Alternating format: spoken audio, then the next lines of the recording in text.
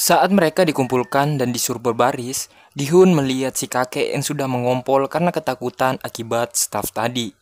Lantas, Gihun pun memberikan jaketnya untuk menutupi celananya si kakek, sehingga si kakek tidak dipermalukan dengan peserta yang lainnya. Tak lama dari itu, permainan yang keempat akan dimulai. Mereka diantar oleh staf menuju ke ruangan dan diperlihatkan ke mereka 5 orang yang mati dan digantung akibat curang yang tak mengikuti aturan dalam game tersebut. Di ruangan itu, staf dari game tersebut memberitahu ke sebuah peraturan untuk memainkan game keempat. Mereka harus disuruh memilih 1 orang yang akan jadi tim dirinya. Lantas Han Minyo pun mengajak Gihun, mengajaknya untuk membuat tim dengan dirinya. Namun Gihun menolak ajakannya, bahkan semua rekan tadi pun menolak ajakan Han Minyo. Saat Gihun ingin mengajak Sanwoo, namun Sanwoo lebih memilih Ali menjadikan timnya. Bahkan semua orang yang berada di situ udah menentukan pasangan mereka. Dan hanya tersisa Gihun, kakek, dan Han Minyo yang belum memiliki pasangan. Atas kebaikan Gihun yang telah memberikan jaketnya ke kakek, Gihun pun diberikan jaket si kakek untuk dikenakan supaya mereka tidak meremehkan Gihun. Saat Gihun ingin diajak oleh seseorang pria untuk membuat tim dengan Gihun, Gihun pun menolak dan bimbang karena dia melihat si kakek yang duduk di pojokan yang tak ada satupun yang mau setim dengan dirinya. Lantas, Gihun yang merasa iba terhadap si kakek, Gihun pun mengajak si kakek untuk berpasangan dengan dirinya. Setelah semua tim dibentuk dan hanya tersisa Han Minyo yang tak memiliki tim, dikarenakan peserta yang hidup berjumlah ganjil dan tak ada yang mau setim dengan dirinya, ia pun dibawa oleh para staf. Di sisi lain, peserta yang sudah berpasangan disuruh oleh staf untuk mengikuti staf game bertopeng ke tempat posisi mereka. Setelah itu, mereka disuruh mengambil satu-satu dari mereka kantong yang berisi sebuah kelereng. Sebelum mereka mengetahui apa permainan yang ada sangkut pautnya dengan kelereng tersebut, Gihun dan kakek ini bekerja sama untuk melakukan sebuah perjanjian, yaitu ganbu. 1 orang yang royal terhadap kelerengnya untuk pasangannya melawan tim lain. Ternyata, dugaan Gihun salah. Mereka akan memainkannya kelereng melawan pasangannya sendiri untuk merebutkan 10 kelereng lawannya, dan yang akan habis kelerengnya, dia akan tereliminasi. Dan mereka diberikan waktu 30 menit saja untuk mengalahkan pasangannya. Game pun dimulai. Para peserta memainkan kelereng bersama timnya untuk menentukan siapa yang tereliminasi. Sedangkan Gihun sibuk masih mengejar si kakek yang mencari letak rumahnya dahulu. Di sisi lain, Sanwoo bermain dengan Ali tebak-tebakan dan nampak Sanwoo kalah terus dengan Ali dan marah kepada Ali karena dia menganggap Ali curang terhadapnya. Gihun yang marah dan takut kalau dia akan mati, ia pun memaksa si kakek untuk memainkan kelerengnya. Mereka pun memainkan permainan itu sama kayak tim lainnya, tebak jumlah ganjil atau genap. Namun si Gihun selalu kalah lawan si kakek, dan lebih sedihnya, si kakek selalu mempertaruhkan kelerengnya dengan jumlah yang banyak. Yang hampir ditembak oleh staf itu karena staf itu mengira kelereng Gihun habis. Dan untung saja, Gihun masih mempunyai 1 kelereng yang dipertaruhkan. Sedangkan Jang Doiksu kalah terus melawan pasangannya. Ia pun meminta untuk mengganti permainan kepada staf itu. Jang Doiksu mengajar rekannya untuk melempar kelereng ke lubang. Siapa yang berhasil memasukkan kelerengnya di lubang, dia akan menang. Sisi lain, Han Minyo curhat satu sama lain tentang keluarga mereka dan membuat satu perjanjian akan memainkan kelereng di waktu terakhir. Sanwoo yang mencoba mengambil keuntungan tentang kepolosan Ali, yang tak tega melihat Sanwoo menangis, ia pun mencoba memanipulasi si Ali untuk merebut semua kelereng Ali. Sedangkan sisi lain, Gihun yang salah menebak jumlah kelerengnya kakek dan hampir mati, si kakek pun berpura-pura tak mendengarkan perkataan Gihun. Lantas, dengan tak tega, Gihun terpaksa membohongi si kakek untuk menyelamatkan nyawanya. Setelah permainan sudah lama berjalan dan waktu sisa berapa menit saja, terlihat Sanwoo berhasil menipu Ali. Jang Doiksu memenangkan permainannya, sedangkan Sae Beok diberikan kesempatan oleh temannya untuk memenangkan permainan ini dengan cara pasangannya mengalah. Sisi lain Gi-hun yang sangat sedih karena melihat si kakek yang dimanfaatkan oleh Gi-hun dan ingin menyerahkan kelerengnya ke staf. Namun, kakek ternyata menyimpan satu kelereng di kantongnya. 영감님, 잠깐만요. Si kakek pun kembali mencari alamat rumahnya dahulu dan mendapatkan rumahnya. Di dalam, Gi-hun kembali memohon kepada si kakek untuk memainkan kelerengnya. Si kakek pun ingin Gi-hun dan dia mempertaruhkan semua kelerengnya dengan satu putaran.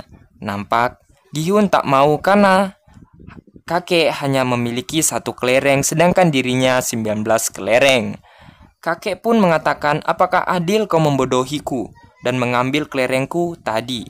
Lantas Gi-hun pun merasa bersalah karena tingkahnya. Dan pada akhirnya, kakek pun memberikan satu kelerengnya ke Gi-hun dan berterima kasih ke Gi-hun. Berkat dirinya, dia merasakan kesenangan sebelum dia pergi. Dan mereka sudah berjanji sebelum memainkan game ini, salah satu dari mereka akan menjadi Ganbu. Nah, di sini kakeklah yang menjadi Ganbu dan memberikan semua miliknya ke Gi-hun. Sebelum kepergian Gi-hun, kakek itu pun memberitahukan namanya ke Gi-hun. Dan pada akhirnya dia ditembak.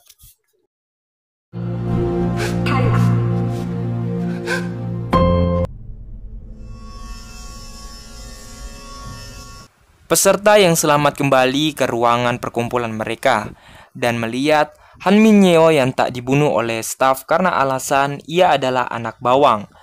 Dan yang selamat dari permainan ini hanya sisa 17 orang.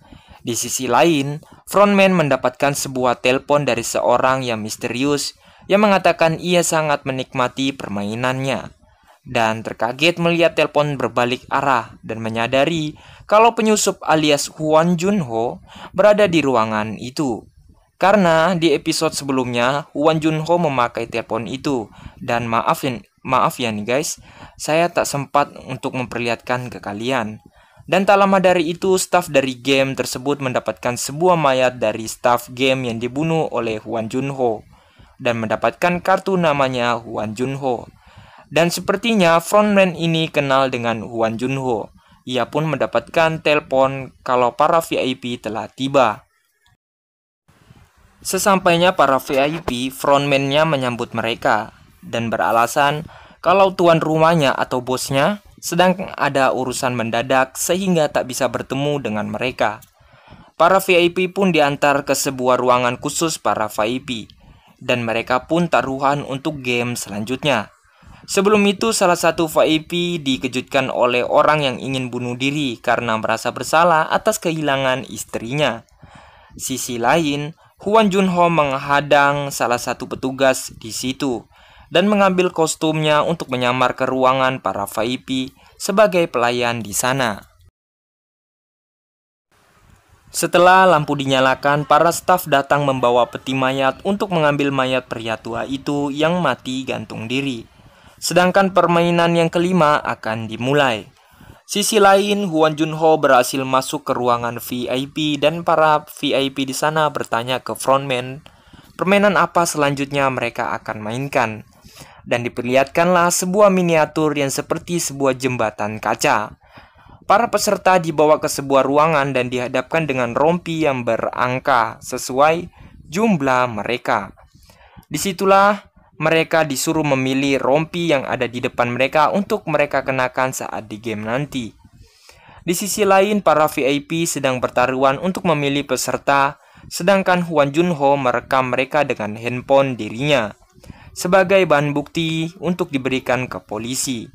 Para peserta kebingungan untuk memilih urutan depan atau belakang, karena yang urutan tengah telah diambil peserta lainnya.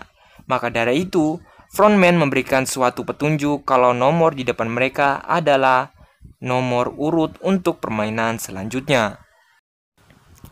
Peserta yang belum mengambil pun mengambil urutan mereka dan hanya tersisa nomor pertama dan terakhir yang belum diambil. Gi-hun pun kebingungan dan ingin memilih urutan pertama. Namun, peserta nomor 96 memohon ke Gi-hun untuk dia yang pertama, karena dia tidak ingin menjadi seorang pengecut yang bersembunyi di balik badan orang. Lantas, Gi-hun pun merasa iba kepada dirinya. Ia pun mengalah dan memberikan urutan 1 kepada peserta itu, sedangkan dirinya memilih yang terakhir.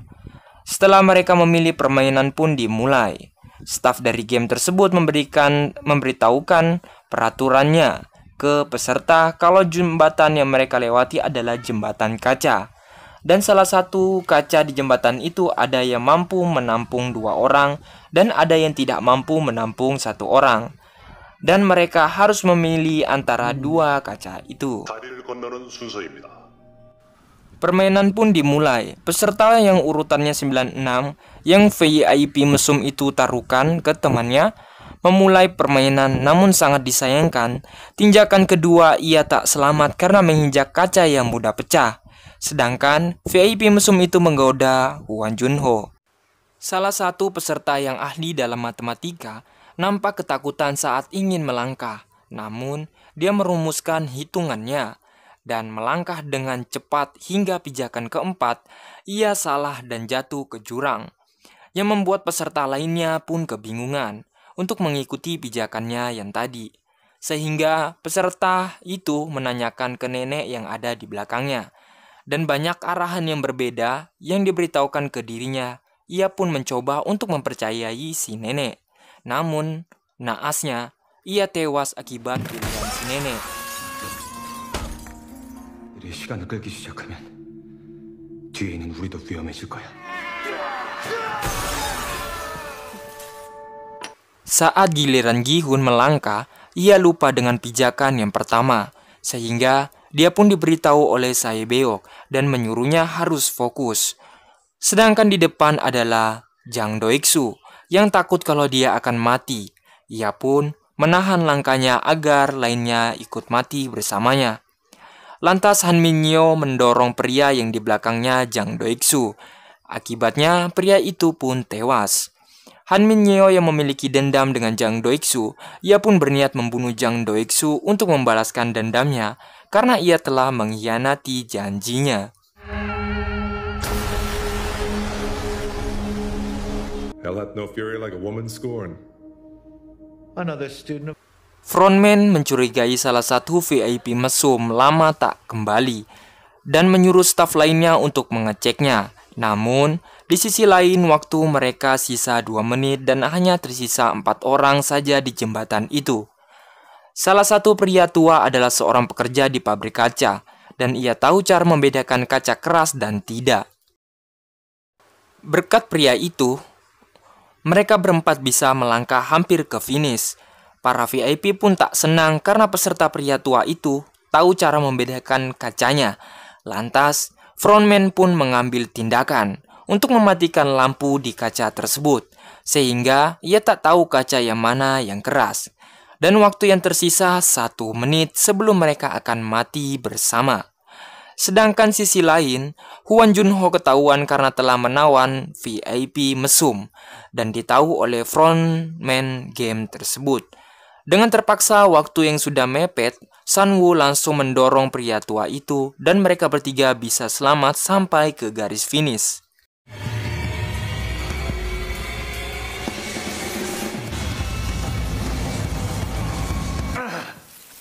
Staf game tersebut pun mencari keberadaannya Hwan Junho dan menemukan tabung selam mereka hilang 1. Lantas, frontman mereka menyuruh staf itu lacak tabung itu dan mereka akan mengejarnya dengan kapal.